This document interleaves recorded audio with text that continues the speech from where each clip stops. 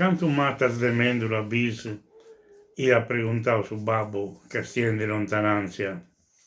Quattro, repentino, sa villa ia de resposto, pistendis ovigedos. Sa pipia tenia 7 annos. Fiant incaraus in su terrazzedu de Domonsoro. Viviant in sa parte alta de sa bidda, su terrazzedu cobertu e castiada su sartu. Dona attenzione su babbo di Anao, contada sa villa, la sia contada sa voce alta. 5, eia, canto matas de Vigo, una, des arici pendenti, 2, e de Garruba, sa pipia no ia de risposto luego. Innantisi ia circao a ingirio un sa castiada. Mancuna, appustisi Anao.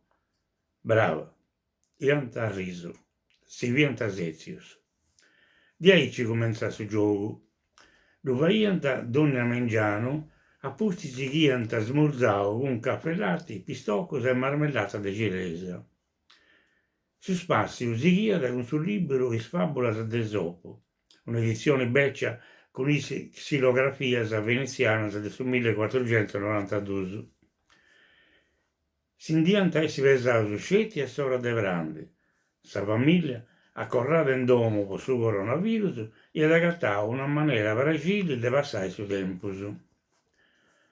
Una borsa per uomini obedienta s'inserta sul libro de Esopo e puntanta su di sa pagina.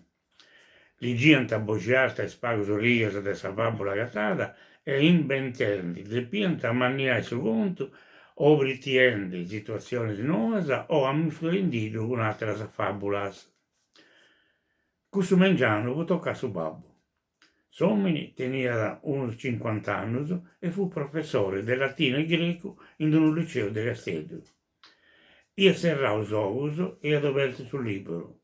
Fu bessia sa fabula numero 250 a sa pagina 279.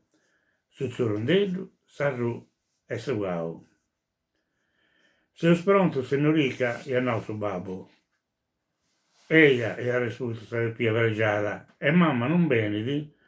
Beni da goa, e andò su babbo. Meia de vai su brangio. Babbo e figlia si viant a Zezzo davanti de sa barandiglia in su del rastello si seia meda bene, perché tutto insieme. Su soli avrà da intro tutto su mangiano. Un saluto a tutti. Torro grazie a sa giuria per suo riconoscimento e a Sibiri sanus totus un pari depressi una volta che accabba questa bruceria de epidemia.